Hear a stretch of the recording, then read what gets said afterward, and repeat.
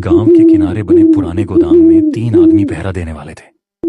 ये गोदाम साधारण नहीं था। इसके अंदर धान की सैकड़ों बोरी भरी हुई थी, जिनकी कीमत लाखों में थी। पिछले कुछ दिनों से इस गोदाम में एक अजीब घटना हो रही थी। सुबह जब दरवाजा खोला जाता तो धान की कई बोरी रहस्यमय तरीके से गायब मिलती।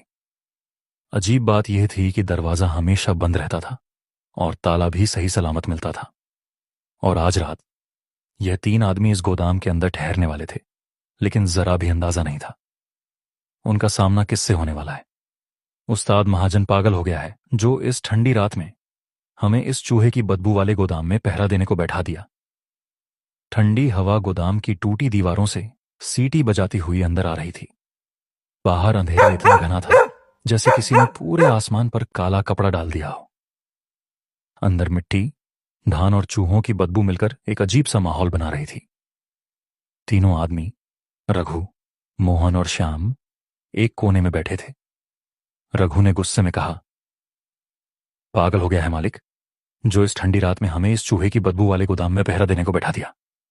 मोहन हंसते हुए बोला, अरे 2-4 बोरी गायब हो गई तो कौन सा आसमान टूट पड़ा, लेकिन हाँ, ये बात जरूर अजीब है कि ताला सही रहता है। श्याम चुप था। उसकी आंखें बार बार गोदाम के अंधेरे कोनों में घूम रही थी। उसने धीरे से कहा, मुझे ये सब ठीक नहीं लग रहा, कुछ तो गड़बड़ है। रात गहराती गई। तीनों ने एक लालटेन जलाई और बारी बारी से जागने का फैसला किया। करीब आधी रात अचानक खर खर की आवाज आई। रघु उठ बैठा। सुना तुमने? मोहन बोला, चूहे होंगे, सो जा। लेकिन आवाज धीरे धीरे तेज होने लगी, जैसे कोई भारी चीज घसीटी जा रही हो। श्याम ने कांपते हुए लालटेन उठाई और आवाज की दिशा में बढ़ा। बाकी दोनों भी उसके पीछे पीछे चल दिए। गोदाम के बीचों बीच धान की बोरियों का बड़ा ढेर था। अचानक एक बोरी अपने आप हिली। तीनों के कदम वहीं रुक गए। ये क्या था? मोहन की आवाज कांप रही थी। फिर दूसरी बोरी भी धीरे धीरे खिसकने लगी, जैसे किसी अदृश्य हाथ ने उसे धक्का दिया हो। रघु ने हिम्मत जुटाकर बोरी को पकड़ा, लेकिन जैसे ही उसने हाथ लगाया, बोरी के अंदर से किसी के हंसने की आवाज आई। हाँ, हाँ, हाँ। तीनों के रोंगटे खड़े हो गए। श्याम डर के मारे पीछे हट गया। यह इंसान नहीं है। तभी अचानक एक तेज हवा का झोंका आया और लालटेन बुझ गई। पूरा गोदाम अंधेरे में डूब गया। अब सिर्फ आवाजें थीं, खर खर, धप धप, और फिर किसी के चलने की आवाज। धीरे धीरे उनके बिल्कुल पास मोहन चीखा, कौन है वहां? कोई जवाब नहीं, लेकिन अचानक श्याम ने महसूस किया उसके कंधे पर किसी ने ठंडा हाथ रखा है। वह जोर से चिल्लाया और जमीन पर गिर पड़ा।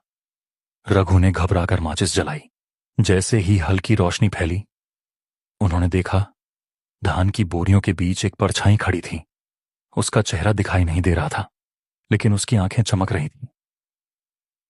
तुम मेरे धान की रखवाली करने आए हो? एक धीमी डरावनी आवाज गूंजी। मोहन हकलाया, कौन हो तुम?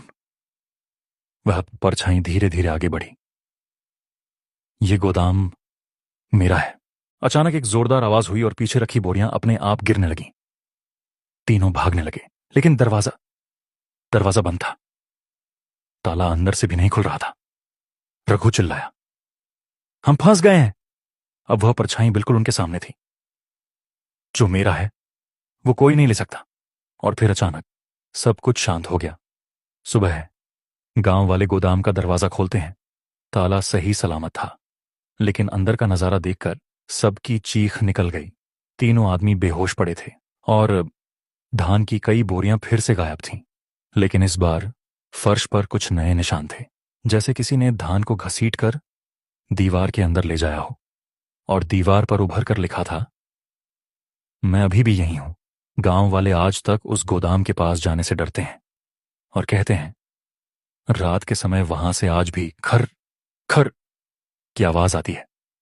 सुबह जब तीनों रघु, मोहन और श्याम होश में आए तो वे गांव वालों से घिरे हुए थे। सबके चेहरे पर डर साफ दिख रहा था। मालिक गुस्से में चिल्लाया, क्या हुआ था रात में? सच सच बताओ। रघु के होंठ सूख रहे थे। वो कोई इंसान नहीं था। गांव वालों ने एक दूसरे की तरफ देखा। कुछ बुजुर्ग धीरे धीरे सिर हिलाने लगे, जैसे उन्हें पहले से ही कुछ अंदाजा हो। एक बूढ़ा आदमी आगे आया। उसकी आवाज भारी थी। मैंने पहले ही कहा था, उस गोदाम को खाली छोड़ दो। मालिक झल्लाया। क्यों? क्या खास है उसमें? बूढ़े ने गहरी सांस ली। वहां पहले एक किसान रहता था, जिसका नाम था हरिया। हरिया की कहानी। हरिया बहुत मेहनती किसान था। उसने सालों की मेहनत से धान इकट्ठा किया था और उसी जगह पर अपना गोदाम बनाया था। लेकिन एक रात कुछ लालची लोगों ने उसका सारा धान चुरा लिया। हरिया ने उन्हें रोकने की कोशिश की, लेकिन उन्होंने उसे मार डाला और उसकी लाश को उसी गोदाम की दीवार में छुनवा दिया। मरते वक्त हरिया ने कसम खाई थी, जो भी मेरे धान को छुएगा मैं उसे छोड़ूंगा नहीं। वापस वर्तमान में। यह सुनकर तीनों के चेहरे सफेद पड़ गए। श्याम कांपते हुए बोला, कल रात वही था। मालिक हंसने की कोशिश करता है। बकवास है ये सब, भूत प्रेत कुछ नहीं होता। लेकिन उसी वक्त गोदाम के अंदर से जोर की आवाज आई। धप। सब चौंक गए। दरवाजा बंद था, फिर भी अंदर कुछ गिरा था। मालिक ने हिम्मत करके दरवाजा खोला। जैसे ही दरवाजा खुला, एक ठंडी हवा का झोंका बाहर आया और अंदर धान की बोरियां अपने आप हिल रही थी। एक बोरी धीरे धीरे घसीटते हुए दीवार की तरफ जा रही थी। सबकी आंखें फटी की फटी रह गईं। अचानक दीवार का एक हिस्सा अपने आप खुलने लगा और उसके अंदर अंधेरा, गहरा, खौफनाक अंधेरा। उस अंधेरे से वही आवाज आई, मेरा धन वापस दो। मालिक डर के मारे पीछे हट गया। रघु चिल्लाया, दरवाजा बंद करो।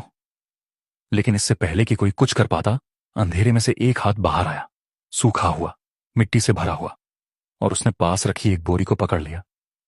बोरी हवा में उठी और दीवार के अंदर खींच गई। अब सबको यकीन हो गया था, यह कोई इंसान नहीं था। आखिरी फैसला गांव वालों ने उसी दिन फैसला किया, इस गोदाम को हमेशा के लिए बंद कर दिया जाए। उन्होंने दरवाजा ईंटों से चुनवा दिया। कोई अंदर नहीं जाएगा, कभी नहीं। लेकिन कहानी यहीं खत्म नहीं होती। कुछ दिनों बाद गांव के पास से गुजरने वाले लोगों ने कहना शुरू किया, रात के समय उस बंद गोदाम की दीवारों से आवाज आती है, खर खर। और कभी कभी धीरे से कोई फुसफुसाता है, मेरा धान अभी भी बाकी है।